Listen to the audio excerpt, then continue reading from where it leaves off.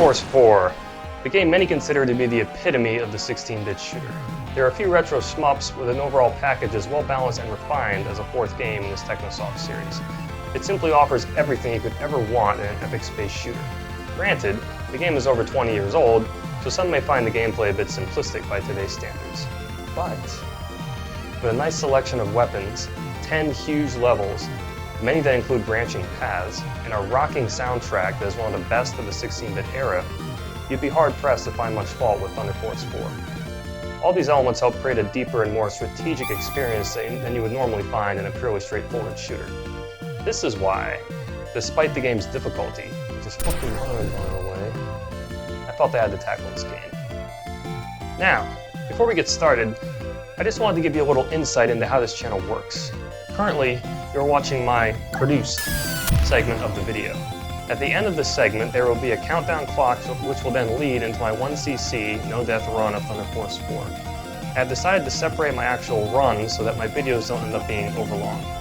So make sure you stick around at the end to watch what 2 months of practicing a game every single day will do to your sanity. Alright, now that we've gotten that out of the way, let's take a look at some interesting facts about Thunder Force 4 that you may or may not know.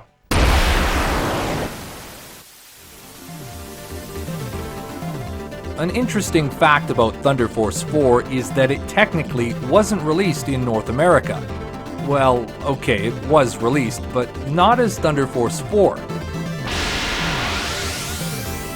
Instead, and for reasons which can probably be attributed to Sega of America's marketing department,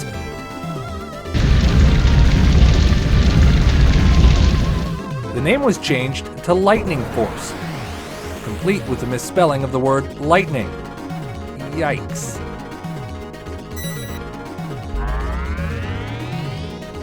Think about it, how many kids do you figure went through their childhood thinking there was no real sequel to Thunder Force 3?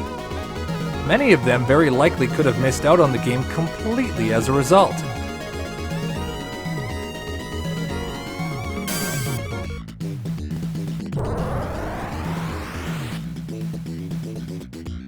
Silly name changes aside though, the two games are identical except for the intro and title screen, so at least there's that. So then, why wasn't Lightning Force used as the basis of this video? Well, because this is about a game in the Thunder Force series. Honestly, it only seemed right to use the game called Thunder Force 4, despite the fact that in order to play it in North America, you need the PAL version of the game as well as a modded Sega Genesis to play it on. Oh yeah, and like most retro shmups, the game isn't cheap, especially the PAL version. But consider this, thanks to Technosoft's ingenuity, Thunder Force 4 is one of the few European PAL games to run at a full 60 Hz. And since we're on the topic of speed, why don't we examine the differences between the PAL and NTSC encoding systems and what it meant for gamers of the time.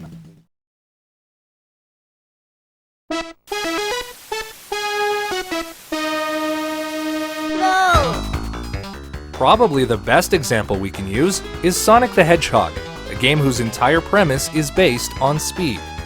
On the surface, the two games are identical, but when compared side by side in motion, something is certainly off. This is because the PAL versions of many games, Sonic the Hedgehog included, ran 16.7% slower than their North American counterparts due to the 50 Hz encoding used in European TVs of the time. Look closely. You can see our poor PAL Sonic lagging well behind his faster, more fluid NTSC brethren.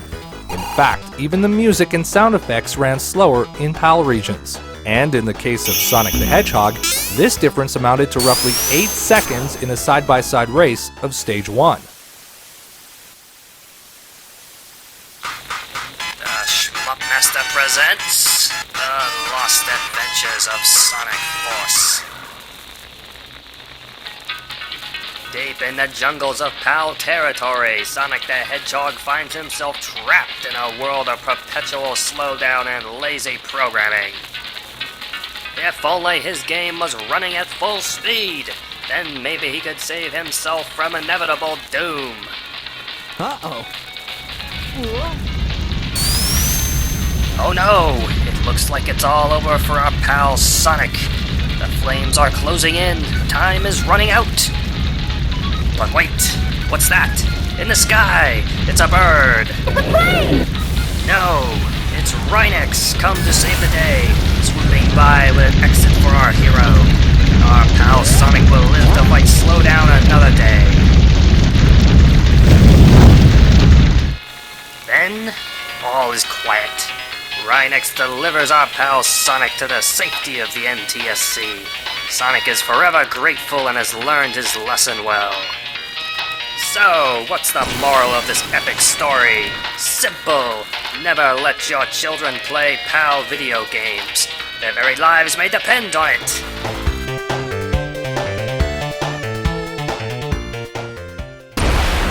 So, what makes Thunder Force 4 so great? Well, quite a few things actually. But let's begin with something a little less obvious. We'll start with the game's difficulty settings and the major differences between them. Thunder Force 4 has a total of 4 difficulty settings: Easy, Normal, Hard, and Maniac.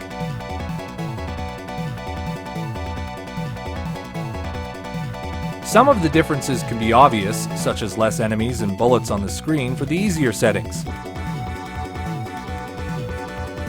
There are also enemies that increase their speed and fire faster moving bullets on the higher difficulties. In fact, on Easy and Normal, many enemies don't fire at all. Whereas on Maniac, you are often assaulted by a barrage of super fast projectiles. So, with the obvious stuff out of the way, let's talk about some of the differences that are a bit more interesting. The first notable difference is that some enemies and mini-bosses are completely absent on the easier difficulties. One example is this guy, who appears right at the beginning of the Ruin stage on Maniac, but is absent on all others. He does, however, appear later in the level on all difficulty settings, which means that on Maniac, you have to fight him twice. Another example is this nasty blue triangular enemy, who only shows up to kick your ass on Hard and Maniac. Another interesting difference was item placement and frequency, which varies across all difficulty settings. Although the one with the most variance was the power-up.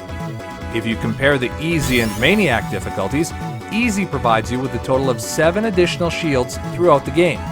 1 on Dazer, 1 on Space Cruiser, 1 on Desvio, and a total of not 1, not 2, not 3, but 4 on Stage 9, aka The Wall. In contrast, if you're playing on Maniac, you get a grand total of 0 shields on this stage. What a difference a shield makes.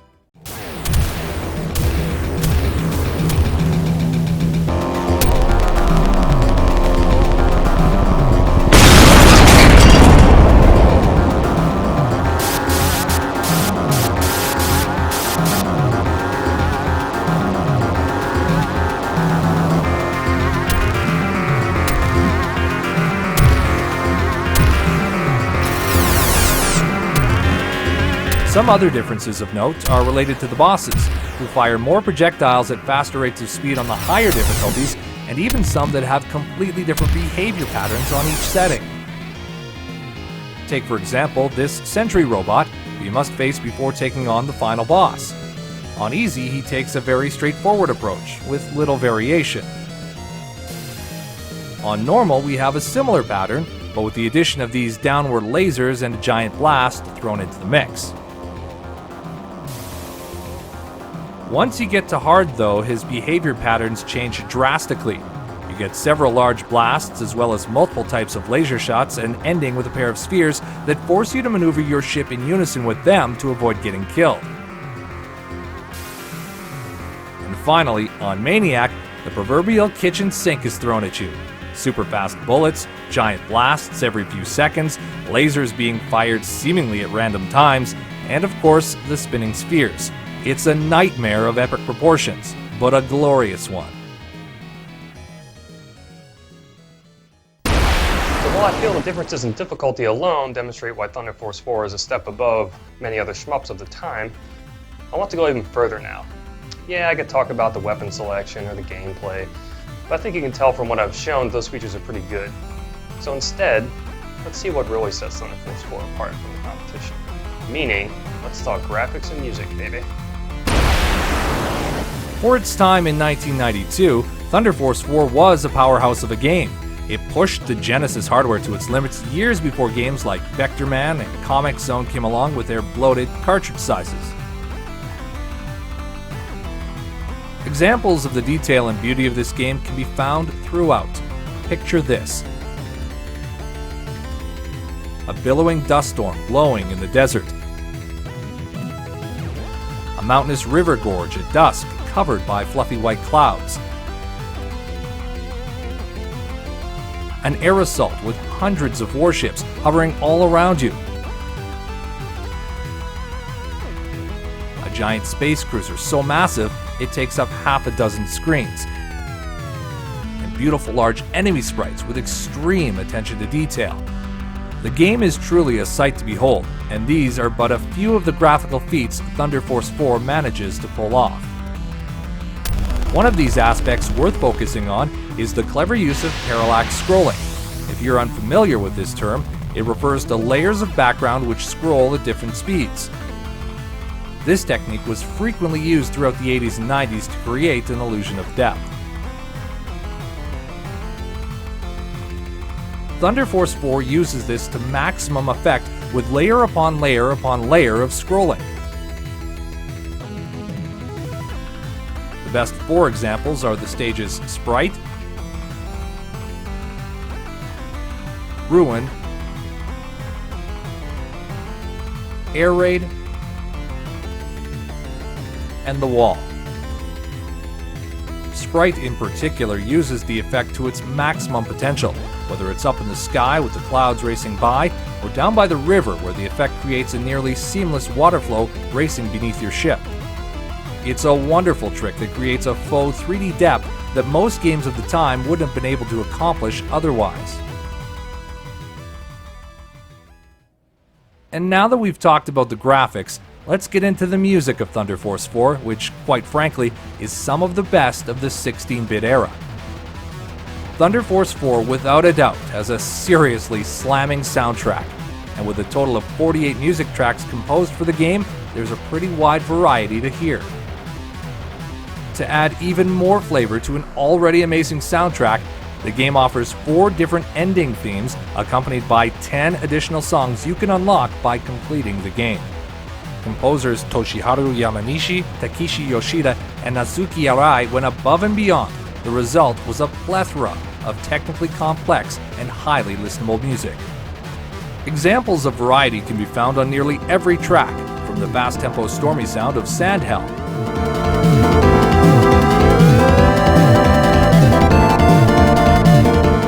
to the literal spaciness of the aptly titled Spacewalk,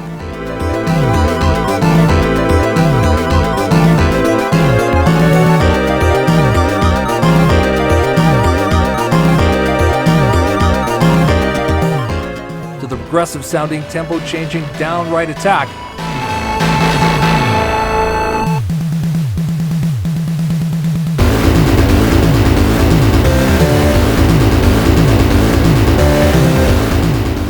onto the frozen depths of Great Sea Power,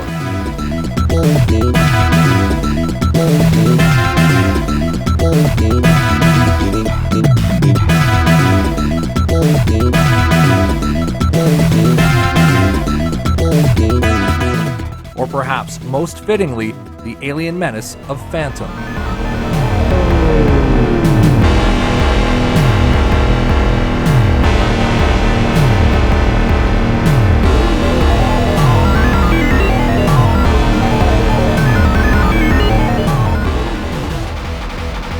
But let's be honest, the best music in the game is of the heavy metal variety.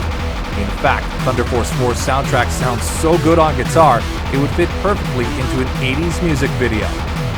So with that in mind, here is a cover of the Stage 8 music of Thunder Force 4, the appropriately titled Metal Squad.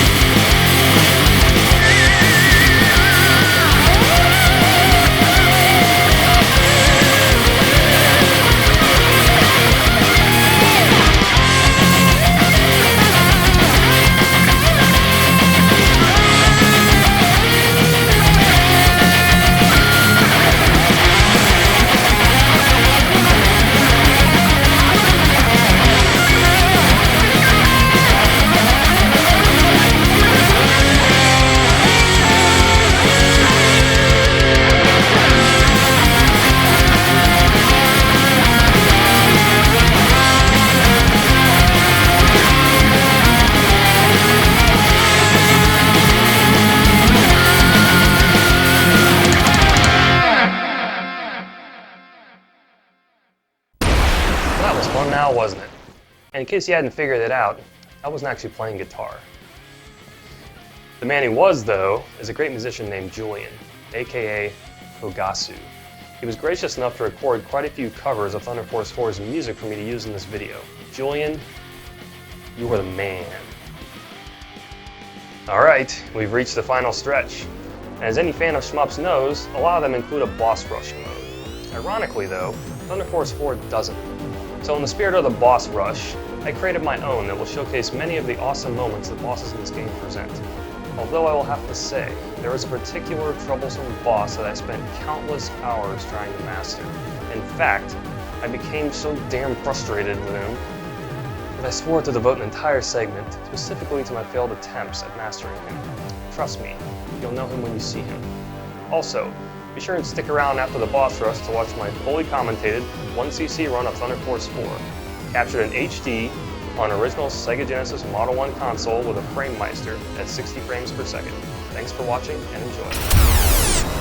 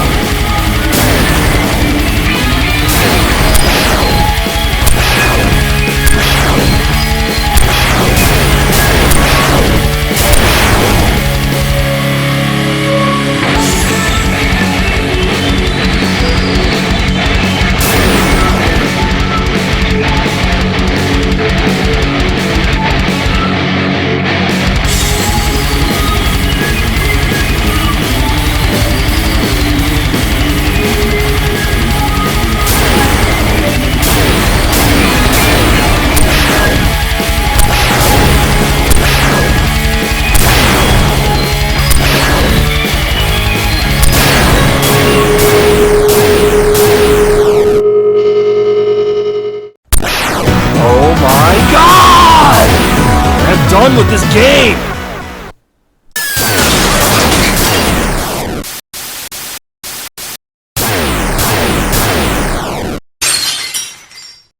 Wait, what? Is that really how it ends?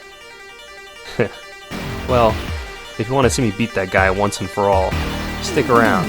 My maniac run of Thunder Force 4 is coming up next.